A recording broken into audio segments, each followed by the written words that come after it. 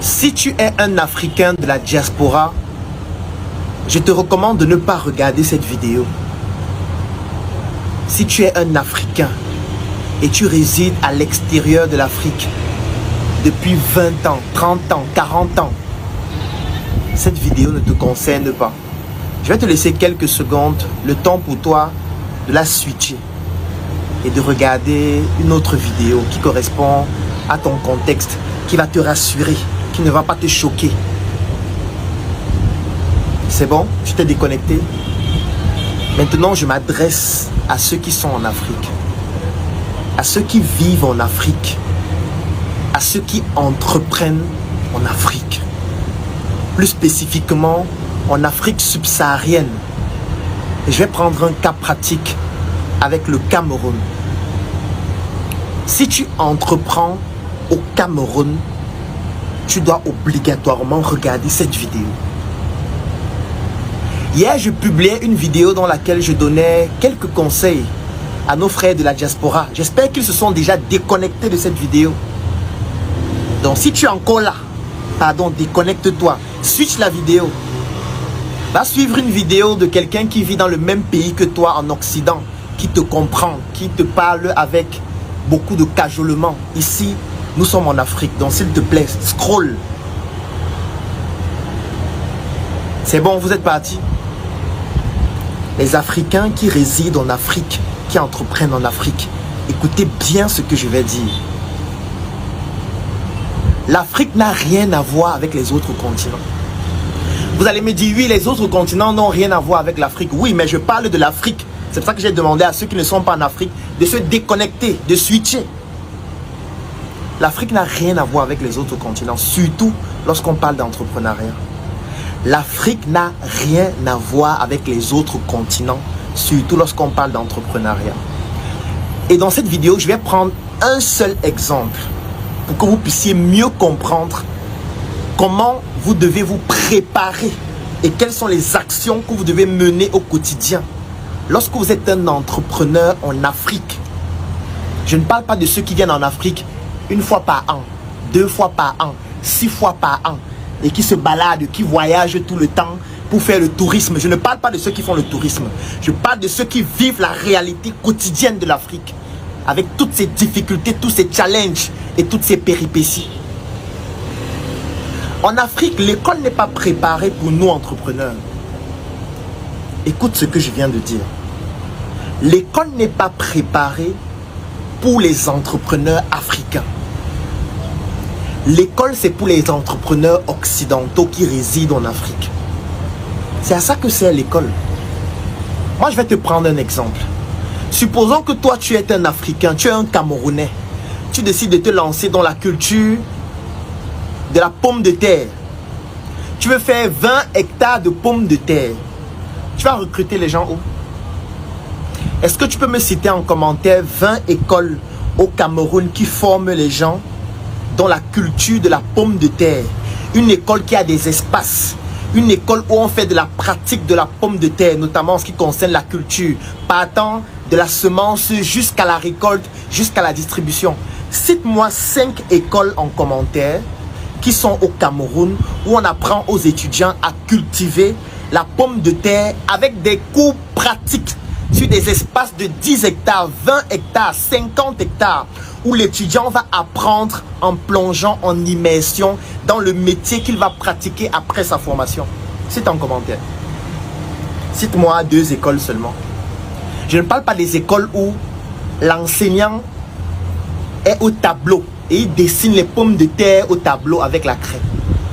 Je ne parle pas des écoles où ce n'est que la théorie. La théorie est utile, oui, mais ce n'est pas la seule chose qu'il faut apprendre. Ça veut dire que toi, tu veux lancer 50 hectares de pommes de terre. Tu as besoin des ressources humaines, tu as besoin des ingénieurs agronomes qualifiés qui maîtrisent la pratique. Tu as besoin des techniciens, tu as besoin des expertises pointues dans le domaine.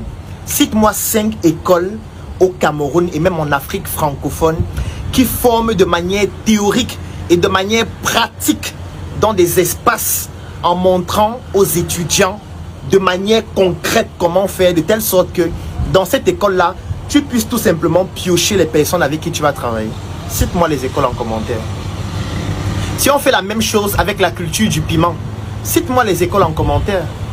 Si on fait la même chose avec l'élevage des poules, des porcs, cite-moi 5 écoles en commentaire que tu connais au Cameroun, que tu connais au Bénin, que tu connais en Côte d'Ivoire, qui forment dans l'élevage des porcs de manière théorique et de manière pratique, avec 500 porcs, 1000 porcs, 5000 porcs, pour montrer les bonnes pratiques aux étudiants qui pratiquent au quotidien à l'école et sortent avec une compétence à la fois théorique et pratique pour pouvoir t'accompagner dans ta plantation afin que dans cette école, tu puisses recruter les ressources humaines. Tu peux me citer 5 écoles? Là, je suis seulement dans le domaine agro-pastoral. Je pourrais prendre un autre secteur d'activité. Sortons de l'agro-pastoral, entrons dans l'agro-industrie. Tu peux me citer 5 écoles en Afrique qui forment les étudiants à fabriquer un chocolat excellent qui tutoie ce qui est fait en Occident? Cite-moi 5 écoles où à l'école on apprend aux étudiants à fabriquer un chocolat excellent. De telle sorte que si toi tu veux lancer ton unité de production artisanale ou industrielle de chocolat, tu vas tout simplement aller dans cette école-là, recruter les ressources humaines avec lesquelles tu vas travailler. Tu peux me citer de ces écoles?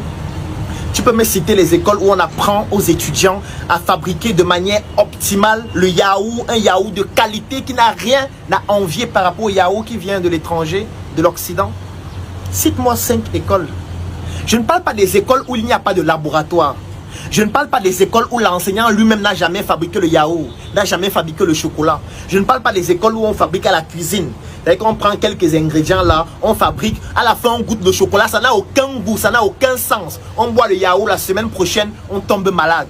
Je ne parle pas de ces écoles. Je ne parle pas des écoles où on ne fait que la théorie. Et à la fin, dans la pratique, personne ne comprend rien. Je ne parle pas des écoles où on fait la chimie au tableau. Mais quand on entre au laboratoire, même porter les gants, on n'y arrive pas. On ne peut même pas identifier un intrant. Parce qu'on ne l'a jamais vu. C'est notre première fois de le voir dans une usine. Tu peux me citer combien d'écoles? Combien d'écoles? La question maintenant que je veux te poser.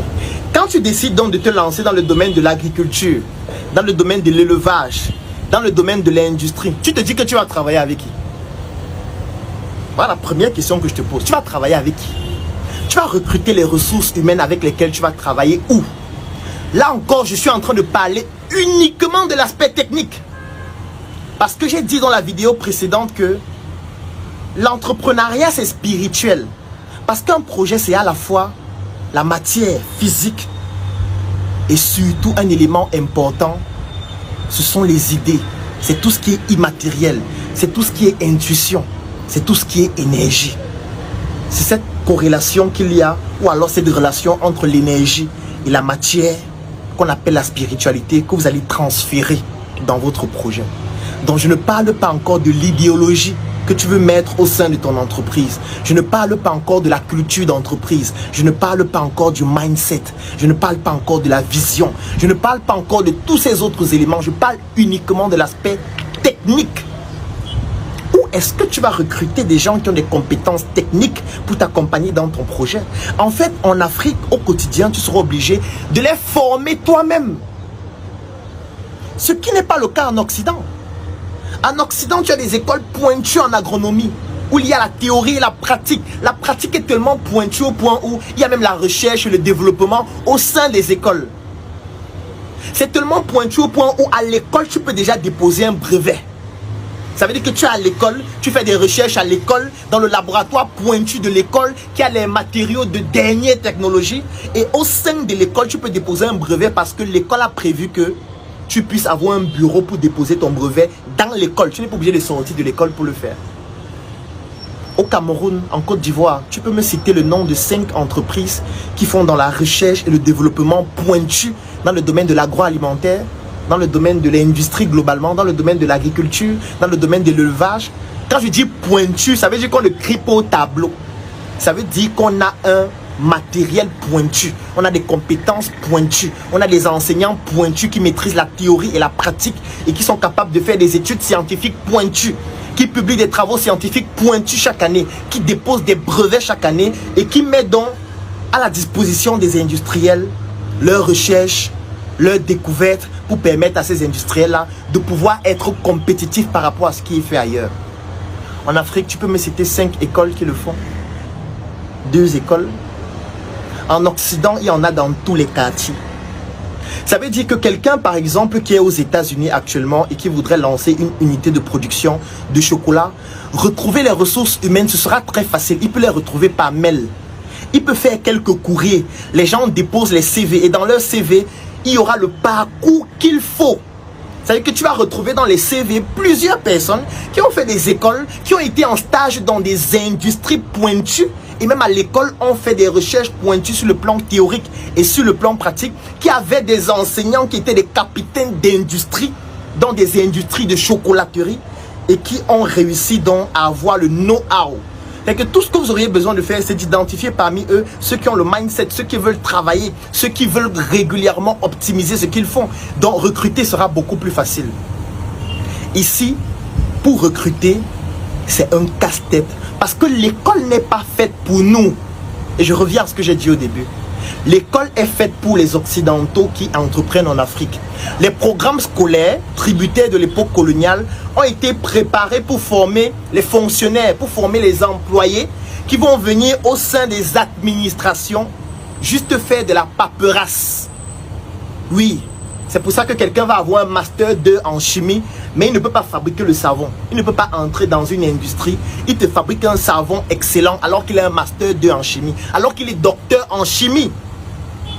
Ce n'est pas de sa faute. Le programme n'est pas préparé pour l'orienter à être apte à pouvoir entrer dans une industrie et mettre en place des produits pointus dans le domaine de la chimie. L'école ne le prépare pas à ça. Et c'est pour ça que je dis qu'elle est tributaire de l'époque coloniale. Donc si tu es un entrepreneur en Afrique, si tu es un industriel en Afrique, ça veut dire que pour pouvoir avoir la ressource humaine, en fait c'est toi qui dois la former. Parce que si tu fais l'expérience, tous ceux qui entreprennent en Afrique peuvent vous dire, quand tu recrutes des gens, tu te rends compte qu'au final, ils n'ont pas la compétence que tu recherches dans le secteur d'activité dans lequel tu es. Et qu'importe le secteur d'activité, c'est le même problème. Ça veut dire que toi d'abord l'entrepreneur, tu dois te former dans le domaine dans lequel tu te lances. Ce que celui qui est en Occident n'a pas besoin de faire. Tu dois apprendre à faire toi-même pour ne pas déléguer une tâche que tu ne comprends pas. Et tu dois former des personnes qui étaient censées maîtriser pour leur montrer comment faire et les suivre. Donc à la fois, tu dois jouer plusieurs rôles. C'est pour ça qu'en Afrique, un entrepreneur est obligé d'être pluridisciplinaire. C'est pour ça que nous, par exemple, avant de lancer nos entreprises, nous avons pris 7 ans pour développer la Startup Academy. Parce qu'on avait compris qu'il fallait qu'on crée notre propre école. Donc on a créé la Startup Academy en 2016. Pendant 7 ans, nous avons accompagné, nous avons formé des jeunes, nous avons parlé d'idéologie, nous avons travaillé leur mindset. Et c'est après que nous pouvons développer des industries comme Joka, comme Choco, comme SM et toutes ces autres entreprises. Parce que nous avons pris du temps pour préparer la ressource humaine avec laquelle nous allons travailler. C'est pour ça que nous réussissons à avoir de tout petits résultats. C'est encore rien par rapport à ce qu'on est capable réellement de faire. Mais au moins, ça nous permet de résister. Raison pour laquelle pratiquement 10 ans aujourd'hui, après que nous nous sommes lancés, nous continuons de développer nos projets avec sérénité, avec l'objectif de tutoyer l'Occident et les meilleurs. Et toi, tu dis que tu veux faire ça en venant en Afrique 1 fois par an. Tu dis que tu veux faire ça en venant en Afrique 3 fois par an. Tu dis que tu veux faire ça en étant à Los Angeles et tu envoies de l'argent de temps en temps à quelqu'un qui est à Douala, qui est à Cotonou et tu lui donnes les directives par mail. Lui, il fait. Toi, tu es à Paris et lui, il est en train de faire le travail. Aïe, aïe, aïe. Je vois même des gens dire, vous pensez que les multinationales font comment? En fait, l'Afrique n'est même pas encore partie. Parce qu'il y a quelqu'un qui a écrit un livre où il disait l'Afrique est mal partie. Non, moi je vais lui recommander de changer le titre de son livre. Il doit plutôt écrire l'Afrique n'est pas encore partie. Nous les Africains, nous sommes faibles. Nous sommes médiocres. Nous sommes misérables. Nous sommes des mendiants. Nous n'avons rien. Tant qu'on ne prend pas conscience qu'on n'a rien et qu'on doit se battre pour mériter ce qu'on doit avoir et tutoyer ce que les autres font, on va rester pleurer chaque jour. Ce message, c'est pour toi qui es un entrepreneur en Afrique. Pour que tu comprennes que si tu as une vision grande, Tu dois préparer dès maintenant les personnes avec qui tu vas développer cette vision parce que tu ne peux pas le faire seul. Tu n'auras pas ces personnes facilement à l'école que tu vas recruter avec les CV. Tu vas devoir toi-même forger ton mindset, tes compétences pour pouvoir apprendre le maximum de choses que tu vas transférer aux personnes avec qui tu vas travailler pour qu'ensemble vous puissiez former un bloc dur qui va vous permettre de développer vos projets. Maintenant, si vous faites les projets juste pour le divertissement, si vous faites des projets juste pour vous vanter auprès des filles que oui, moi je suis un entrepreneur, je suis un CEO, si vous faites des projets juste pour faire le tourisme, considérez que tout ce que je viens de dire, ça ne vous concerne pas.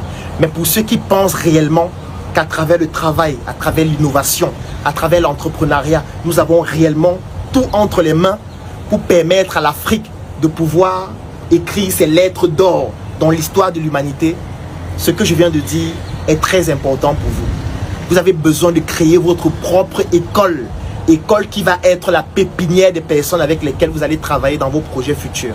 Si vous ne le faites pas, votre entreprise ne peut pas durer longtemps. Bravo à tous les Africains qui font des prouesses extraordinaires au quotidien. Ne lâchez pas, n'abandonnez jamais, ne pleurez pas. Il y a toujours une solution à tout problème que vous avez. Force à nous. Soyez un roi, soyez une reine, soyez une princesse, soyez chic, soyez élégant. Arborez des vêtements et accessoires haut de gamme qui vous donnent une valeur, une identité. C'est apprécié le linge, du top dans les fringues, c'est du sur mesure. Qualité dans le vêtement, évidemment, c'est du sur mesure. Ça épouse le corps à la perfection. Captivant ton regard, tu te demandes si c'est Papa God qui a pris les mesures. Normal, c'est du sur mesure. La marque des leaders.